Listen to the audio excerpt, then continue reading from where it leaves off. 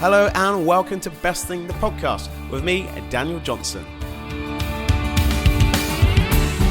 Today's guest is the very talented Jordan Luke Gage. Right now he's in the West End playing lead Romeo in and Juliet, and he's absolutely smashing it. He's also a songwriter, an accomplished guitar player, and apparently a fanatic when it comes to Greek mythology. We'll be finding out a little bit more about that later. Jordan's going to be talking us through his 5 best things to do with food, TV and film, music, travel, and something random of his choice. Not only that, we've also got Adam Harris's Fact Checking, where he's going to be fact-checking some of those wonderful questions that never get answered. Also, we've got Bethia Speaks bringing us brand new music every single podcast. Now that's jam-packed.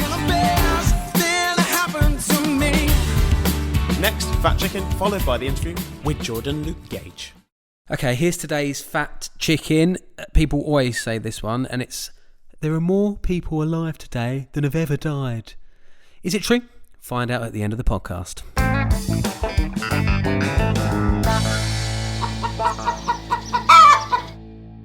So I've got Jordan Luke Gage with me. How are you doing? Hello, I'm good. How are you doing? I'm so good. Do you know, it's really nice because we're just talking. We haven't seen each other for a very long time because it's probably 10 years. You're a superstar. That's right. Oh, you're please. A superstar. You are. I mean, you're doing so well. Thank you. How's it been? I mean, you know, obviously not being able to do your job right now is quite difficult. Mm-hmm. But before that, how has that experience been? I mean, it's been like an absolute roller coaster of probably the last 4 or 5 years, I'd say, because obviously I went to like drama school, and then sometimes it happens for people straight away, and then sometimes people take a few years to get into it and kind of get their break. And I was definitely the latter. It took me probably 3 or 4 years before I actually started to establish myself in the industry. So it's been amazing, but I couldn't have wanted any other route to get there, if you know what I mean, because it's made me appreciate it so much more, the fact that I have had to work so hard for it. So yeah, it's pretty amazing. I'm very happy with where I'm at right now. I think the challenge, isn't it? I think if you've got a bit of a challenge and a bit of a struggle in life, you actually succeed more because it's not just given to you. If you if you came out of, you know, drama school, stage school, and you just got a job, you're like, oh, well, this is easy. I can do this anyway. But if you wait a minute, this didn't work how I wanted. Yeah. You got to fight. Right. And I think I actually, while I was at drama school, I thought it would be easy for me. I think because I was excelling at drama school and I was always kind of, I hate to say it, but like one of the top of the class, if you know what I mean. And you can say it. It's fine. Look at you. It's fine. And the teachers would always praise me and tell me that I was going to go on to do great things. So then when it didn't happen straight away, I was kind of like, there was this level of frustration. But yeah, like I said, I am so glad that it did work out like that, because now I really appreciate the people that do have to kind of work in bars and restaurants and be waiters and do jobs that they don't necessarily want to do, but they have to because they know where their journey is going to go. So yeah, I'm very thankful for it, actually. So your first category in Best Thing is food. What is your relationship with food? Oh, I love food. I'm such a foodie. Honestly, I've recently really got into cooking because of lockdown, obviously. And yeah, just all different cuisines. To be honest, I don't really have a particular dish that is like, when somebody says, what is your last dish that you would have on earth? I don't actually know, but I do know that it would be something maybe Pan-Asian, Vietnamese. I'm obsessed with Vietnamese food. Maybe dim sum. Yeah, kind of that whole area. This is just food. There's not a best thing. It is, your category is food. Really? All of it. All of it. Yeah. I mean, where do you go to get this food? You know, you live in London, you live in Clapham and stuff. Is there great places to go for food? Oh my God, so many. I mean, London just kind of has everything that you would need. I'd say Soho definitely has a load of great Vietnamese restaurants. There's one called Viet, which is my favourite. Big shout out. Big shout out to Viet. Yeah, they do great summer rolls if you're ever there. But definitely Asian cuisine is my favourite. Also love a bit of Italian. I mean, who doesn't like What's Italian? What's yours? Oh, you're turning the questions back on me. Yeah, I'm probably like Spanish. Oh, like interesting. Paella? Yeah. Like, I love all that kind of picky food, but I don't actually want to share with anyone. I just want to have the dishes all for yourself. And they're mine. Okay, so you've actually come from the gym, so you do work out, and you're quite a fit guy, and you have to be because you've got to do a show. How many nights a week do you do the show? We do 8 shows a week, so 6 nights a week. Yeah, it's intense. Is that just one day off, like a Sunday? One Sunday off, and it doesn't even feel like a day off because we obviously work Saturday night. You get home, then it's like midnight. You have the whole of Sunday, but then you're back at work on Monday. It just feels like, where was my weekend? You can never do anything with your friends, or it is. That is the worst thing about the job is the hours, I'd say. Because working evenings as well, having a lot of friends who aren't performers, you don't get to go for like these dinner parties, and so there are so many sacrifices that you make as a performer. People kind of think it's so easy for you and you've got like this amazing life, and it is, and I love it so much, but there are definitely sacrifices that you have to make. A massive sacrifice. I mean, so I was going to bring it back a little bit to food. Do you watch your diet? Are you thinking about what you're eating? Because you are in shape, and so do you give yourself like a cheat day, or what do you do? Yeah, it depends how vigorous I am with like my training. If I'm trying to work towards something like maybe a role that I need to be in a particular shape for, then I do really like get a bit obsessed with it and count the calories and make sure I'm eating all the right things, and I will give myself like a cheat meal once a week. I like the fact that he said cheat meal and not day. I know some people say cheat day and then they just eat whatever they want all day. I don't know if that's how it's supposed to work, but yeah, I do let myself off once in a while. At the moment, I'm not working towards anything, so I'm kind of just going to the gym and eating what I want when I want. I bet it's still healthy though. Whatever, it's fine. As healthy as healthy. I've tried to cut out chocolate. That's like my downfall. Whoa. Chocolate. I've got such a sweet tooth. Yeah, so the second that there's any chocolate in front of me, I just eat the whole bar. I can't do like the one square situation. So when people have one square and then they put it back in the fridge or the cupboard, I'm like, you? What are you the devil? But when they do it and they make you do it, I'm like, no. Yeah, you've not met me. yeah, chocolate is my thing. I think it's really funny. If you think about this situation, everyone's been in their houses and they've been with you. You've been with your mum, haven't you? Yeah, I came down to isolate because she's got a bigger house than where I live in London. Yeah. And it's just nice to walk around here, that kind of thing. So yeah, I've come with my mum. Yeah. Is she good at cooking? Can she whip up something nice? Do you know she is? I mean, she might listen to this, so just say yes. Okay, sorry, mum. She is. She's a good cook, but we have very different styles of food. My mum is very simple in terms of like what she'll eat on the. It will be like chicken and potatoes and vegetables, which is fine. Yep. Like I like that now and again, but I also like to experiment and I don't know, make curries and like noodle dishes, and she isn't as experimentative as I am. Would she eat your food? Will she eat your food? She will, and I do cook for her like every now and again, like maybe twice a week. I'll cook like a big dish for all of us, but most of the time she looks at my food and she's like, "Oh my god, what is that? Like I couldn't eat that." She's very judgy with food. I kind of like that. So kind of, if you're thinking about your sort of best thing about food, is probably just eating it, being healthy with it. You kind of like, Far East cuisine, so you like Vietnamese food and stuff like that. Now I'm quite hungry. I think I might have to try and get some. Should we order some Vietnamese? I think we should try and do that. That's awesome. Okay, Jordan, we're going to be talking about travel next.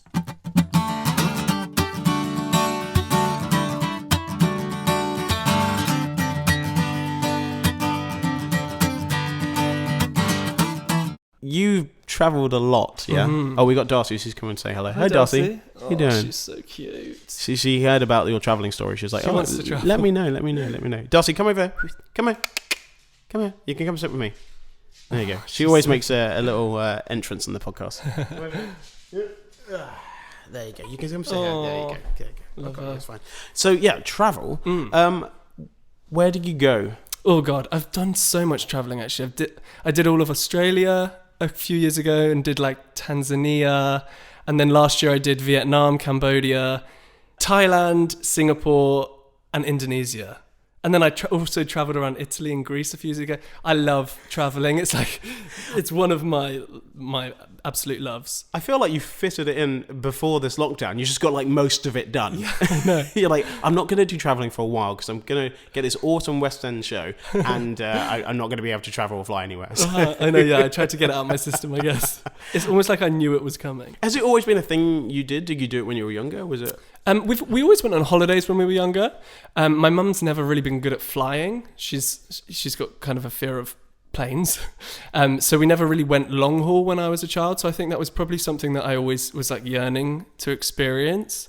So as soon as I could, like when I was 18, I just like flew to the States, and since then I just love seeing different cultures, and I'm such like a summer boy. I just love being in the sun and in the heat. So I would always choose to go to a country that is warm. I've not really done a whole lot of like Iceland and the cold places. I really want to do Iceland. I do. I want to do Iceland. I want to do the fjords, like Norway, all of that. Okay, so it's one of the things when you kind of go around and you notice other cultures, other food, and just even religions and stuff like that, like different ways of people doing stuff. I went to Vietnam. You said before that you went. What did you think about Vietnam? Oh my God, I loved it so much. It was definitely my favorite place in Asia that I've been to. I think just because each of the different cities and towns is so vastly different to the next. Like you've got like sand dunes in this place called Muni, and then you've got like the most beautiful beaches. You've got like the cities in Saigon, and then there's like the mountains in Sapa in the north. It was just like such an incredible experience to just see so much culture in one country. I couldn't actually believe that it was one country, if you know what I mean. And the food, obviously, my favorite food.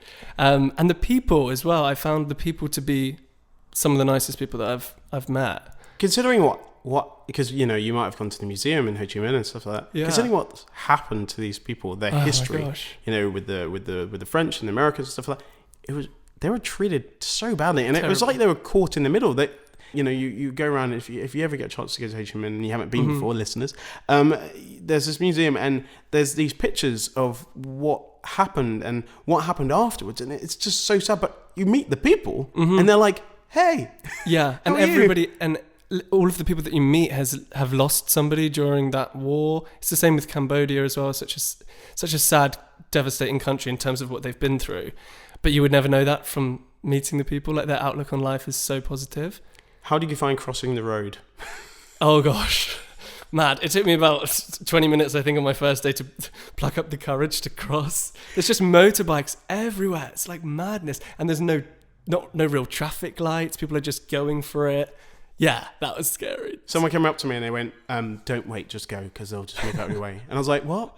But it's honestly, you just had to cross the road. Yeah, you did. And then they will just move around you. They will. But then when I was in Hanoi, they were just on the pavement. And I was like, oh, is there anywhere I can be that's safe? It's incredible. And I've never been so sweaty in my entire life, though. I have to say, I had to change my clothes. Oh my God, it's very times. dry heat, very dry. So dry. But I felt like the culture was, and like you are right, from north to south, and we kind of did north to south, it was so different culturally. Amazing. There was this place called Phong Nha, which I don't know if you went to, but that was my favorite part because that's where the biggest caves in the world are, and they were so incredible. It was like right up in the mountains. I went traveling on my own, so it was so it was, that in itself was such an enlightening experience. And then to be like in the middle of nowhere, like surrounded by these beautiful caves and countryside, like gives you so much time to reflect and think about your life. And I think it's really great. I think everybody should do it. I think it's really good for your mental health to kind of go away on your own. I don't like going to the cinema by myself. Really? But yeah, I don't know. I don't know if I'm brave enough. I mean, that is super brave. Was your mum okay with you doing that? I know your mum's a warrior. We love mums. She is a warrior, but I think she knows that I'm just that kind of person. Like I've always been very independent, and I think she just is used to it now. She was definitely worried. She cried at the airport when I left, but she knows that nothing she could say would stop me. So she just kind of accepts it now, I think, and lets me do my own thing. But yeah, it was an amazing experience. I think I would actually struggle more traveling with somebody.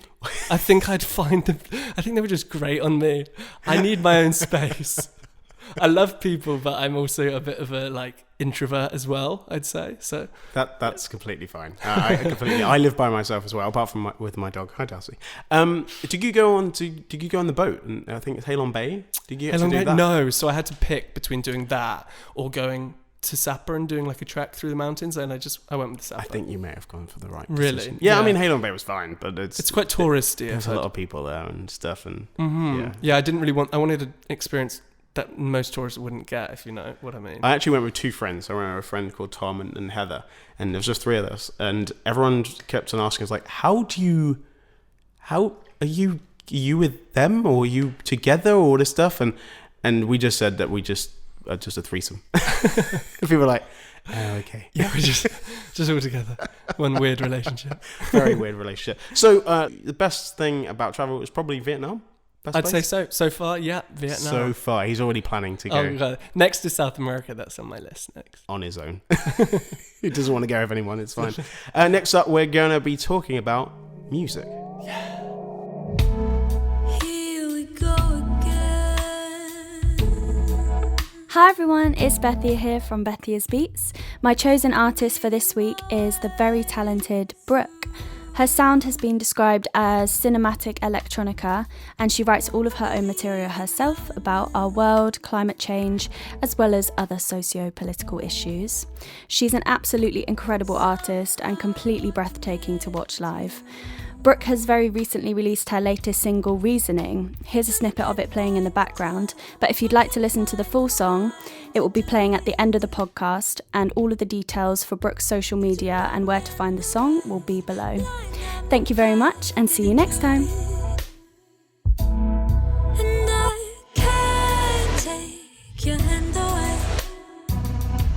The poison just gets me, and I'll go blind. I'll feel my way. Jordan, we're talking music. Now, I know you love music. I love music. When was the first time you think that you heard music? Like, do you remember being a toddler? Do you remember being sort of like, 5 or 6 or, I remember just being at home and always listening to 80s music. That was the music that I grew up listening to. I think because my parents, that's like always been their favorite genre. So it was always like Tina Turner and Prince and Freddie Mercury. Like they were always the artists that I grew up listening to. I didn't really know anyone from the 90s at that time. Obviously, like the Spice Girls and all that from kids at school. Whoop, whoop. Shout out to the Spice Girls. But it was always the 80s for me. That's something that always gives me so much nostalgia anytime I hear one of those songs. I think it's because the music was just so different back then. I feel like it tells a story. I don't know if you agree, but like when you listen to like David Bowie's lyrics or Prince's lyrics, it paints like 1,000 pictures in your mind. And yeah, I love that. I love that whole era. I think that they were super experimental because it wasn't just musicianship. It was keyboards and synths and those sort of things come on. And so you had the Eurythmics as well in Sweet Dreams, and you had Cars and Gary Newman, and you had all these sort of things. Or was it Gary Newman or Gary Oldman? I always get one's an actor, one's a singer. Gary Oldman is the actor. Thanks for that. So 80s kind of was your kind of decade that you kind of liked the music and stuff like that. When you were younger and you were kind of in your teenage years and stuff like that, what were you listening to? Did you kind of rebel and you kind of found, the Beatles' White Album, or you were like, I really like Nirvana now, or just... I kind of went into like an emo stage. Did you really? Yeah, where I was listening to like My Chemical Romance. I knew you were going to say that. I knew it. Panic at the Disco. It was like Fall Out Boy. They were all like that was my vibe when I was like maybe 13 till 16. Went to loads of their concerts. So yeah, that kind of took over from the 80s, but 80s was still very prominent for me when I was growing up. And also I've always just really been influenced by acoustic music and singer-songwriters, like loved Imogen Heap. I remember that very vividly when I was at school. And like Ben Howard, Paolo Nutini, I just loved music. I just loved listening to loads of different genres of music. I always found like music would move me more than anything else, and I could just sit in my room and listen to something and cry, which sounds so dark and miserable. Wait, so you go on holiday by yourself, and now you just sit in your room and cry. Oh my God, I'm really painting a picture of are you okay? Clearly not. I mean, I think that's the same as every sort of teenager. That they kind of, to be honest, I think I was listening to like weird R&B quite loudly. Yeah, see, R&B has never really been my thing. Has it not? I appreciate it. I like it. If I'm in a club and R&B's on... There's not a story there, is there? There's no story. And I don't know, it just doesn't hit me the same way. I appreciate it. I like that that's yours. You can play guitar. I've very recently been teaching myself, maybe like 7-8 months ago. What? Yeah, I just kind of... I think you're a natural. Thanks. I mean, I'm getting better. I think lockdown has helped because like I've never had so much time to practice.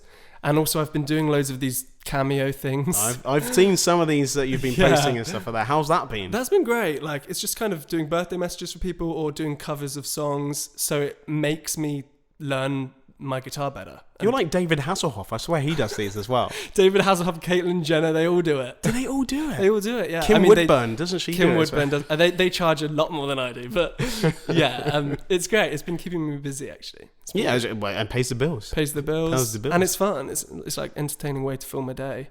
If you could go to any concerts when we're allowed to and stuff like that, is there any act or singer that you've not seen or have seen a couple of times, you like every time they play I want to see them again? Who's the kind of go-to now? Okay, so my favourite band is the 1975. So cool. You're a little bit like them. Do you think? Yeah. That is the biggest compliment you could ever give me.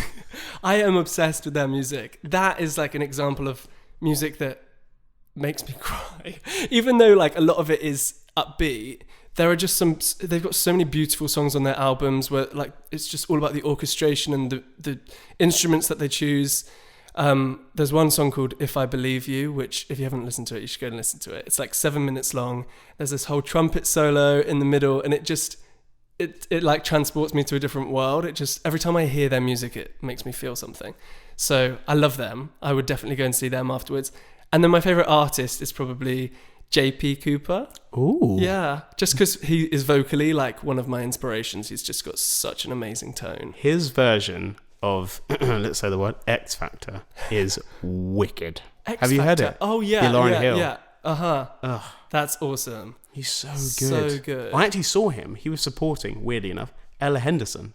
Oh, he was? On his tour, yeah. Like a few years back? Yeah, she was touring out and she kind of was doing quite well. And then he was the support and he was like, I didn't really think any of these people would be my people, but actually you are. So I kind of enjoyed this. But yeah, he was super He kind of awesome. started very, like, not many people knew him. No. A few years ago, but I did. I remember like 6-7 years ago, he was still one of my favorite singers then. And then he kind of broke into the mainstream when he did like September Song and all of that. And I'm glad that more people know who he is now. But I do still love his older stuff. Do you really mean that? Because I think sometimes when I have an artist and I love and I'm like, oh yeah, that'd be great if people know him. And then when people know him, like, no, but you don't know him like I know him. Yeah, like, he's mine. I do feel like that. I'm like, when people are like, oh, JP Cooper's so good. Like September Song is my favorite. So I'm like, guys, you need to listen to the old stuff. But I'm happy for him that he's now known in a wider variety. Yeah. And like, because he deserves to be. He's such an amazing talent. He's pretty talented.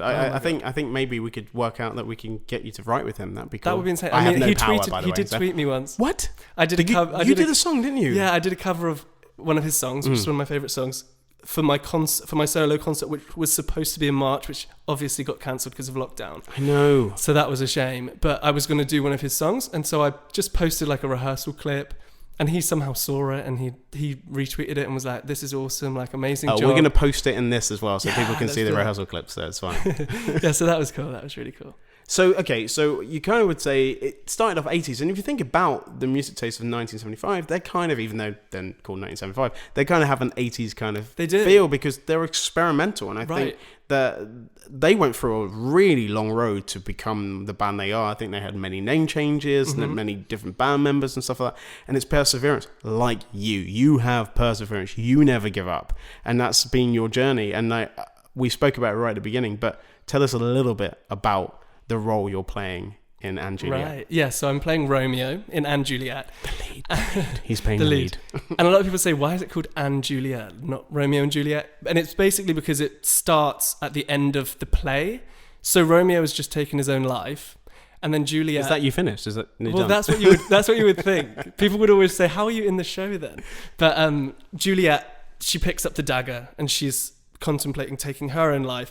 But in our show, the twist is that she kind of looks at the dagger and she goes, well, I've only known him for 4 days, which is, in Shakespeare's play, they've known each other for 4 days. They've been together for 4 days. So sounds like Big Brother. You know, when they're saying, I love you, you're like, it's been 4 days. Exactly. Calm It's down. like, come on, get a grip. So she throws the dagger down and she decides to live her life and go on, and she goes on some amazing adventures. She meets people who change her. She finds herself. She meets a new love interest.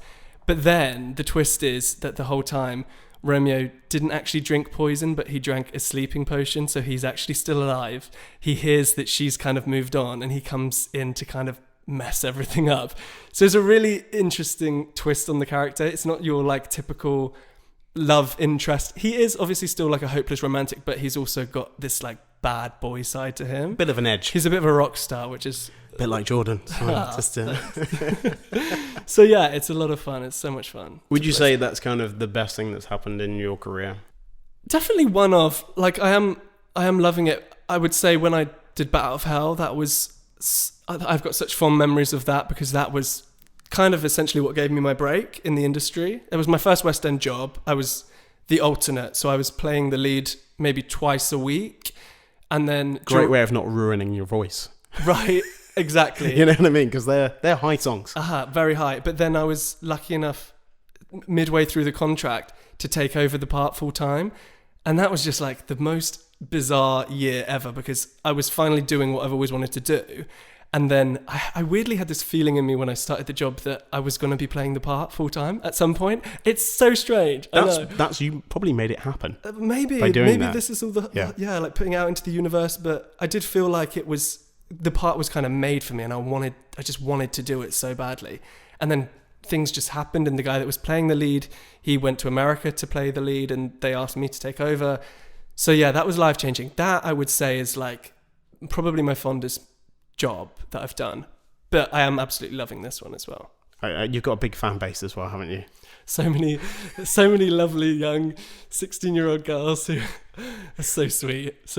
I mean, a joint friend of ours, Lucy Jones, who's been doing Waitress, she's had like the fangirls as well. Yeah, and they've come and see your show multiple times. Some people come 6-7 times a week. That's crazy. A week. One woman, she's seen Anne Juliet 300 times. No, oh my something goodness. like that. Do you know her name? Elaine. Oh, good. You just made it up then. No, it is. No. Sorry, I'm thinking Bat Out of Hell. She came to see Bat Out of Hell 350 times. Wow. Her name's Elaine. I don't know if I'm allowed to say her name, but it could be any Elaine. It could be any Elaine. You didn't name check her in the sense the whole name, like a middle name, which is Florence. It's not. Don't worry. Okay, thank you so much. That's amazing. So your kind of best thing about music is kind of 80s music with a little bit of JP Cooper, 1975, and obviously your first debut onto the Western stage on Bat Out of Hell. Yeah, absolutely. I'm not very good at giving you one answer, am I? You're not, but it's fine. You don't need to. Next up, we're going to be talking about film and TV.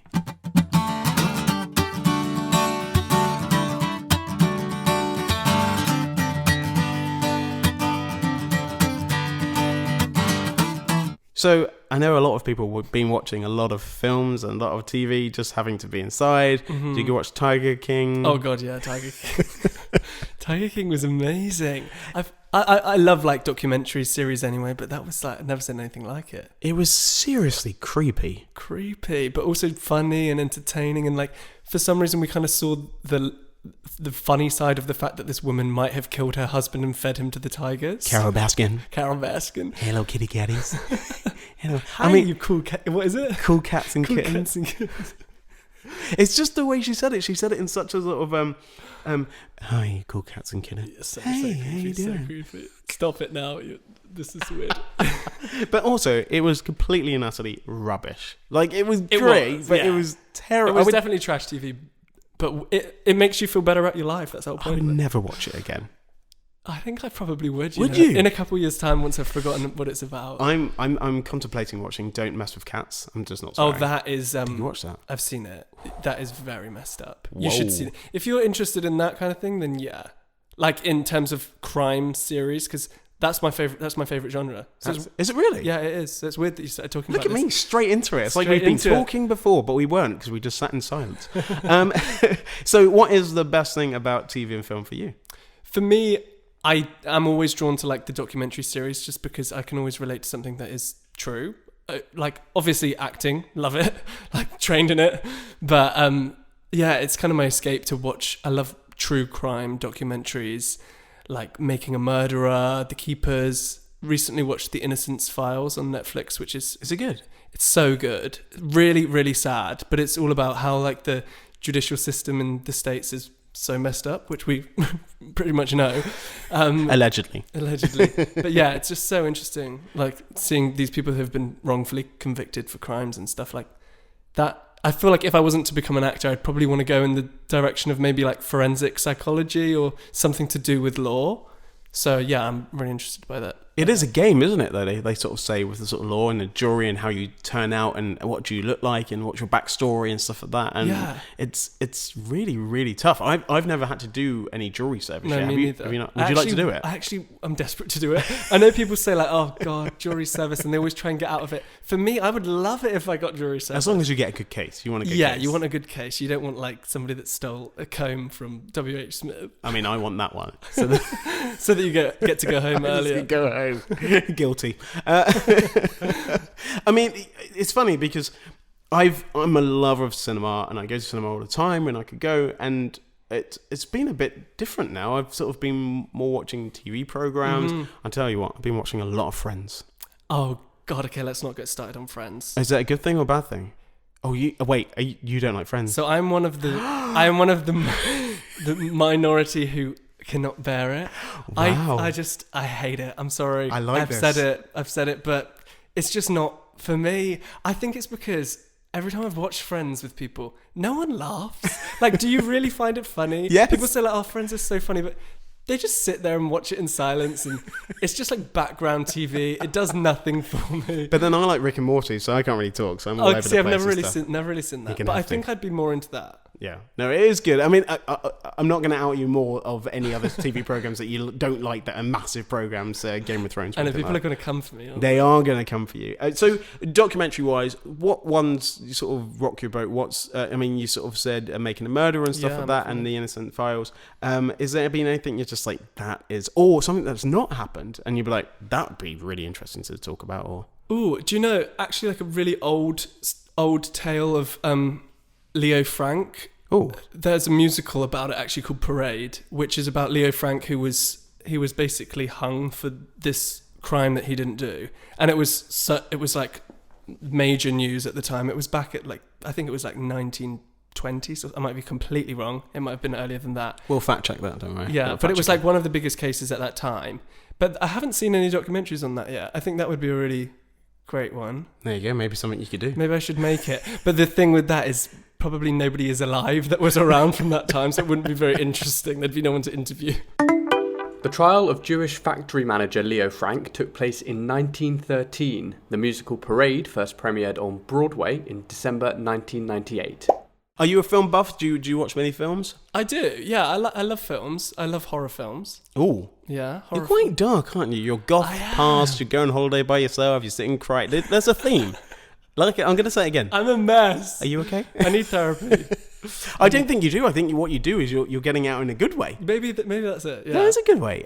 Horror films. Go on then, let's go. I'm a bit of a horror fan as well. Are you? Yeah. Okay. Yeah, I am. Have you seen any good ones recently? Not recently. I don't know if there's any good horror films. I know recently. it's hard to come by. There is one on Netflix called Apostle. Ooh. Which is one of the best horror films I've seen. No way. Because it is genuinely like quite terrifying. I live by myself, and my house is a bit glass, so I do worry about like zombies. Yeah, this actually, I would be dead first. As lovely as your house is, this is not the kind of place you want to watch a horror film. No, I'll be dead first. It's fine. Okay, so it's called The Apostle. It's called Apostle. It's about a cult and creepy things happen, but yeah, watch it. I watch Midsummer. Which is a bunch of American kids. They go off to a Scandinavian country, and there's kind of there's something that happens every sort of 10 years, and it gets really dark. Okay, and, I'm sold. Yeah, and it's kind of, they take hallucinogenics like mushrooms, right? And then those are things kind of happen, and it's a good film to watch. Actually, Okay, weirdly enough, I watched it on a train, which, by the way, people behind me looking at me like, what are you watching? I mean, like, there was like nudity and like everything, and then and my friend was coming over to stay, and he said, "Oh, what should we watch tonight?" And I was like, "I think we should watch this film that I watched today." He went, "What?" I was like, "I need to watch it again." You loved it that much? It was 2.5 hours long, and I watched it twice. It was 5 hours watching the same film. Is it because you felt like you missed out on some bits? No, I just wanted to watch it again. Wow. Okay, I need to watch that then. Yeah, no, it's a really, really good film. What else? Have you seen Descent? Yes, where they go on, they get down in the caving. caves. That's creepy, actually.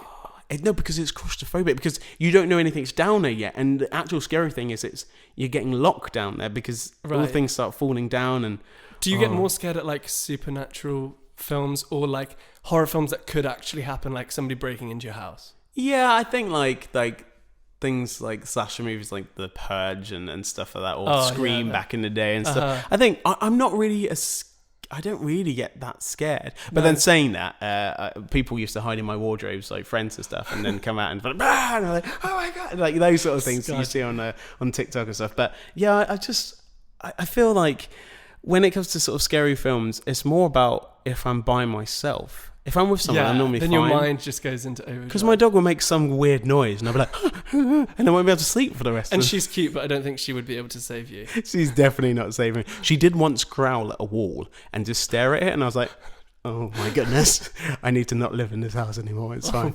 But it's cool. That's kind of, I didn't think that was going to come for you, that you would be a big fan of sort of horror films and documentaries. Are you a Louis Theroux fan? Do you like I it? love Louis Theroux.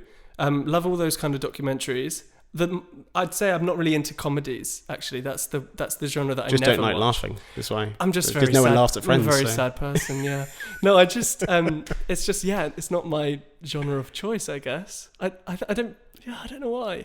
Because you're so jolly and cheerful anyway. You don't need those funny moments. Have you seen Afterlife with Ricky Gervais? No, actually, but I would like to start that. It's a good He's one. He's a local, isn't he? He is a good one, yeah, from Whitley. From Whitley. No, from Whitley. Yeah, not far from here. I mean, it's one of those things, people sort of, I think people do it with actors, and I think they do it with comedians, that they have someone they like, or they don't like, and then they won't watch any of that stuff, or they watch only that stuff. Right. But Ricky has transcended, and I think that, I'm a big fan of him anyway, but Afterlife season 1 particularly is so dark but hilariously funny. I'll let you know. Right. You'll laugh. Okay. You will laugh. I'd probably be into it. But it is dark. Sounds like, have you seen Killing Eve? Yeah, of course. Because that's obviously very funny but also very dark. Yeah. I tell you what was really good. The end of Homeland. I don't know if you've seen any of Homeland. No. But it's there waiting for you. Okay. I'm going to let you know. 8 series, but good luck. See, I haven't listen, this is my confession. I've never seen Game of Thrones. Okay, so he doesn't like Friends or hasn't seen Game of Thrones. But it's at just the same time, it's too much of a commitment right now. it is a commitment, but it is way worth it. I've heard that, yeah. At one point, it was the best TV program I'd ever watched. Wow. Ever. And I didn't want to. And I went to season 1 4 times before I got into it. Really? Okay, Yep. so it's quite slow on the uptake. Oh, I just didn't care. Yeah, and that's what I lose interest quickly Yeah. if it doesn't grab me. So, yeah, maybe I'll persist. That's why I like films, because it's just over in 2 hours. I need like a quarantine period to happen so that I can. I don't know when that's going to happen. I don't think that's going to happen. Cool. Guess what? We're going to be talking about something completely random. I can't wait to find out what it is. I think it's about Greek mythology. Yeah, why not?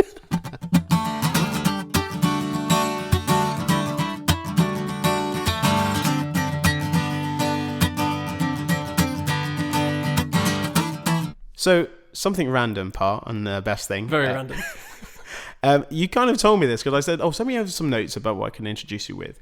And you're just like, what you're doing and playing Romeo and, your guitar and songwriting. And then apparently Greek mythology. What's this all about? So, yeah, I've just always been really interested in Greek mythology. It's just, I don't know why. I remember at school, like, hearing the tales of, like, the Greek gods and monsters and, like, Medusa and, like, Orpheus and all of these incredible stories, and just, like, loving the adventure of it so much. And so it's something that I've recently rediscovered about probably 2 years ago. There's this musical that was in the West End called Hadestown, which is now on Broadway. It's like the biggest show on Broadway. It just won all of these Tony Awards. And that's based on the Greek myth of Hades. And so when I saw that, it, like, brought me back to, like... Even your eyes now lit up. It just, like, took me back to this time when I was, like, learning about them all and found it so fascinating. And so since then, it's kind of reignited this fire. So, like, all I read at the moment is, like, books on Greek mythology. I'm reading Mythos at the moment by Stephen Fry. Yeah, it's just... Do you know much about Greek mythology? Absolutely nothing. No? Nothing. I feel like it's... Educate me, come on. I just feel like it's super interesting and should be taught because each story, like, has such profound morals to them. And I think when you're younger, we learn about Christianity and the Bible, and that's something I never could relate to because I'm not religious really in the slightest, and I couldn't relate to those stories in the Bible. But this, I think it's because they're myths and, like, the Greeks, they didn't try and hide the fact that they were myths. They never said, oh, we believe that this actually did happen. It was just to kind of teach people that these are the ways that you should live your life, and to teach people morals. And so it's just something that I feel like we should learn more about. What have you learned from it yourself? Like what sort of morals do you reckon that you've sort of taken from it in life? I think it just teaches you not to be like a rash, impulsive person, which I can be very impulsive, and like live in the moment and just say what I want to say or do what I want to do. And in the Greek myths, if that happens, normally tragedy comes back and bites you. So I think it's just about instilling like these qualities in you. And then there's obviously like one of my favorite myths is about Orpheus and Eurydice, which is he basically went down to the underworld to fetch his lover and take her out of the underworld, but he had to perform this task where he wasn't allowed to turn around to see if she was following him, and if he did turn around, then she would have to stay in the underworld forever. Oh wow. And so they're like walking out of the underworld, it's taking them weeks, and just as he gets to the end, he turns around just to make sure that she is there, and he could have just gone 2 more steps and she would have been safe and there forever. But it's the fact that he let his mind get the better of him. And I think that's such a profound story, because we always let our mind get the better of us, and we let our mind control us rather than us controlling our mind. And so it's just about controlling that, like not letting that doubt to come into your mind, and trusting. And just there's so much I take from it. I'm rambling, You're but so deep. Like I kind of love that kind of like thought and just like the morals and the myths and stuff like that, and you kind of take them on. I guess people do that in religion. You know, there's elements of, you know, thou shalt love neighbor, and you know, those sort of things. And do you get this from family, or just from you? Oh, just me. Nobody in my family could be. They're like, oh, he's got the book out again. Yeah, they're not even slightly interested. I don't think they know the first thing about it. I don't know where it came from. I did philosophy for A-level, so maybe it's something to do with that as well. But yeah, I think I just found it fascinating, like imagining these monsters like Medusa that had like all these snakes in her hair, and I just think it's kind of cool and fabulous and like nuts. And we all know about Medusa, you know what I mean? We all know about that, and maybe it's cartoons and stuff like that kind of came through, but it has been slightly drip fed, but probably not enough. Right, yeah, not enough, I don't think. I bet kids nowadays probably don't know the first thing about it. I don't know if it gets taught in schools. Well, we can find out. We'll fact checking that. Maybe it doesn't, or maybe like a term or like a class session or something. Right. They build something out of paper mache. Yeah, and the thing is that I'm learning at the moment from reading Stephen Fry's book is that so much of our language now comes from these Greek myths that we wouldn't even know. I can't even think off the top of my head, but there's so many, and there's all these footnotes that he writes at the bottom of each page. There's a funny, I don't know if you know the story about Stephen Fry. So he read all the Harry Potter books. Yeah, he did. He was the guy that did the audiobooks. The main guy. And I don't know, he said this on Graham Norton, I think, or what's it on his radio show? Anyway, and he said that he was talking to J.K. Rowling, and he was just like, there's one phrase that I can't say. And she was like, what is it? He was like, oh, it's Harry Potter. I can't even say it. I can't even say it. Harry Potter pocketed it. Harry Potter pocketed it. Yeah. He said the pocketed it is quite hard. It, yeah. And he said, do you mind if, and this is the first book, he said, do you mind if I just say put it in his pocket? And J.K. Rowling went, no. And then she wrote it in every book. Really? Just so he had to say. Everyone at home is going to be doing Harry Potter pocketed it. Pocketed it. Yeah, he's great. He's great, isn't he? I was surprised actually that he didn't have a part in one of the movies. He's like a English thespian veteran. Yeah, and really they had all of them in it. Maybe he just didn't have time or didn't understand it, or just, you know, maybe there wasn't a part for him. Or he knew he was going to do the audiobooks and just like, maybe it's too close to do that. And got played close. I'm a big Stephen Fry fan. I mean, I think he's probably one of the most intelligent minds that I know. Absolutely, yeah. Of 100%. Anything he does, or, you know, I'm definitely up for watching or listening, and you know, hasn't he read all of Shakespeare? Like he's done every like a podcast. he's just a genius on the classics. So like Shakespeare, Greek mythology. Like Greek mythology is one of his main passions. Where does he have the time? He does QI and, like, you know, literally he did QI. I think he's probably not on social media like our generation. Yeah, probably. I am kind of envious of that. The fact that the generations before us didn't have the distractions that we do, because we're all kind of guilty of getting distracted by Instagram and Facebook, and I try and look at that thing on your phone that tells you how much screen time you've been using. That. It's horrible. It's horrible. Yeah. Sometimes I go to bed, it says like you've spent 2.5 hours on social media, and I'm like, that is time I will never get back. No, the problem about it is though, I deleted social media from my phone, which have really annoyed people, because people are like, "Are you okay? You haven't posted. Are you okay?" And I don't really post a lot anyway, but they're like, "Are you okay?" And a week later, I looked on my phone, and to see, like, I bet I haven't been on my phone as much. It said, "You spent 3 hours looking at the weather app." So I'm just addicted to the phone. It's like praying for the weather. Nothing to do with the app. It was the phone. Right, but at least it's not social media. It's better for your brain. Maybe social media is the Greek mythology of the future. Maybe we might be learning stuff from that. I don't know. Perhaps. Creativity from if you look at some people's stories and some people's stuff that they do, it could be amazing. And we're looking at all the fluff around it, but actually there may be something in there that we could sort of take away. Oh, absolutely. I think it's definitely a good thing that we've got it. Like the amount of jobs that have come from social media, like that kind of thing. But I do think it's all about moderation, and I'm trying to teach myself not to spend so much time doing it. And I find the best way that I'm dealing with that is during lockdown. Okay, so every morning when I wake up, I don't let myself go on my phone for 2 hours. Whoa.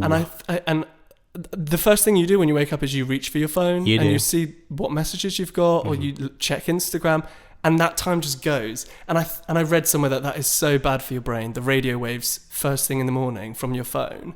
You need to like go outside and like get fresh air, have some water, have some breakfast. So now I go outside and I read my book, and I give myself 2 hours, and then I can check my phone. I mean, I think we all need to be a bit more Jordan Luke Gage. You've been an amazing guest. Thank you so much for telling me about your 5 best things as well. Have you had a good time? So much fun. Thanks. I've made you say that. It's good. Well, hopefully, and good luck with everything you're doing in the future. And when you get back into playing Romeo as well, I'm definitely going to come and see it. Oh yeah, come see it. You're a star. Thank you very much. Thank you.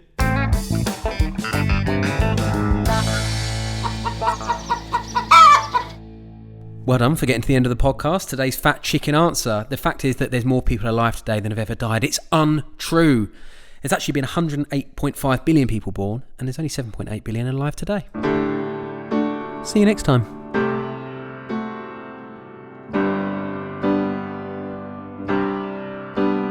Just a few thank yous for the end of the podcast. To our wonderful guest, Jordan Luke Gage. Also to Adam Harris with his Fat Chicken duties.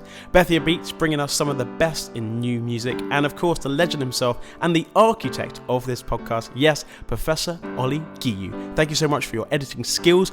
Now on Bethia's Beats track, this is Bruch and Reasoning. Here we go again,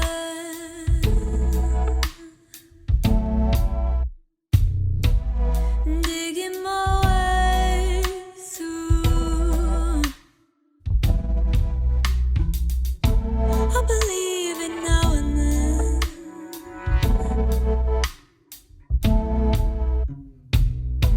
Somehow I can get to you, but I can't find the time, I can't find the mind to do it. Between wrong and the right, blind I'm invited into it, and I can't take your hand away. The poison just gets me, and I'll go blind, I'll feel my way to the reasoning.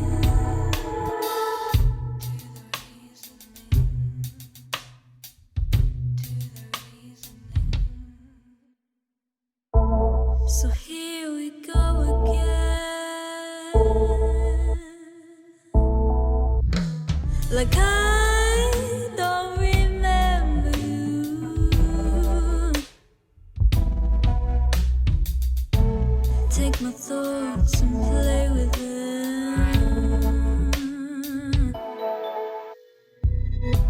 Somehow I'll get to you, but I can't find the time, I can't find the mind to do it. I know I'm losing the fight, can't give up when I might just get through